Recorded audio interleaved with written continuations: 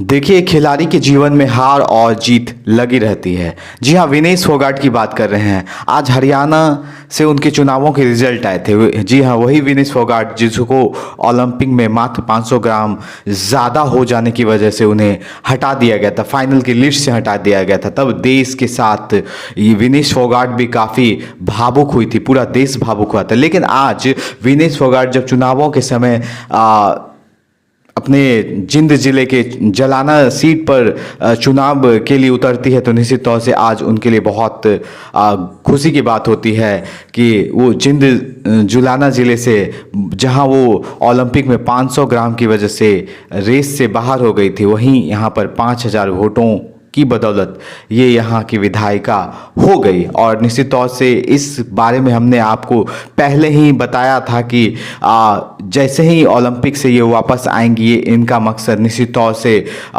चुनाव लड़ना होगा। काफ़ी ज़्यादा नेताओं का जमावड़ा लग रहा है और इनसे संपर्क किया जा रहा है कि ये चुनाव लड़े आने वाले दिनों में हरियाणा में जो चुनाव होने वाले हैं। और निश्चित तौर से ये बातें हमारी सच भी साबित हुई। और उस वीडियो में हमने आपको साफ तौर से बताया था कि विनेश फोगाट के जो जीतने के आसार है वो 100% बताए जा रहे हैं। लगभग के लगभग ये जीतना इनका तय है। और इन्होंने जो हरियाणा के कैप्टन योगेश बैरोनी, जो इनके बीजेपी के कैंडिडेट थे, उनको हरा दिया। और निश्चित तौर से इनका जो रुख था उनको हमने बताया हुआ थे कि इनका जो रुख है वो किस पार्टी की तरफ है, तो निश्चित तौर से कांग्रेस की तरफ है। क्योंकि बीजेपी पार्टी की तरफ इसलिए भी नहीं हुआ क्योंकि बीजेपी के खिलाफ इन्होंने खुद धरना प्रदर्शन किया है। आपको याद होगा कि विनेश फोगाट, योगेश्वर दत्त और जितने भी रेसलर थे, उन्होंने जो इसके अध्यक्ष, कुश्ती संघ के जो अध्यक्ष थे,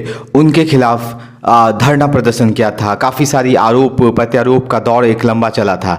और उसके बाद ये, चूँकि वो जो जिस पे आरोप लगा था वो व्यक्ति भी बीजेपी से था, इसलिए हो सकता था कि बीजेपी की तरफ इनका रुख ना जाए। और ये बात हमने आपको पहले ही बताई थी। और आज जब चुनावों के रिजल्ट आए हैं तो निश्चित तौर से विनेश फोगाट जीत चुके। हालांकि कांग्रेस की जो सीट है वो नहीं आई है, बीजेपी का दबदबा रहा है। बीजेपी एक अच्छे खासे सीट पर जीती है और निश्चित तौर से, लेकिन विनेश फोगाट के मामले में निश्चित तौर से काफ़ी कुछ कहा जा रहा था कि ये जीतेगी और जीत भी गई। इसके पीछे की वजह दो भी हो सकती है, चूँकि विनेश फोगाट ऐसा नहीं है कि ये जो है नेताओं की तरह इनका परफॉर्मेंस रहा, ये खिलाड़ी रही हैं और खिलाड़ी के तौर पर इन्होंने काम किया है। लेकिन इनका जो रुझान है वो बीजेपी के खिलाफ जब धरना प्रदर्शन किया उसको लेकर है। दूसरा, इन्होंने ओलंपिक में जो निराशा इनको हाथ लगी उसके वजह से भी लोगों के दिलों में ये जगह बना पाई। लेकिन खास जो इनको वोट पड़े हैं वो बीजेपी के खिलाफ इन्होंने जो धरना प्रदर्शन दिया था इसकी वजह से पड़े हैं। और निश्चित तौर से एक लहर चली और निश्चित तौर से विनेश फोगाट अब जलान से जीत चुकी। हालांकि आने वाले दिनों में विनेश फोगाट खेल के आगे का जो लक्ष्य है वो किस तरह से निर्धारित करती है, ये देखना बहुत दिलचस्प होगा।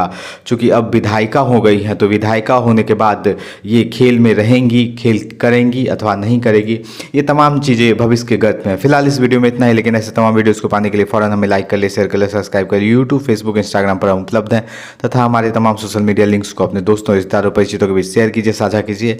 हमें मजबूत बनाइए। अपना बहुत बहुत ख्याल रखिए। बनी रहिए हमारे साथ और देखते रहिए कटिहार लाइव।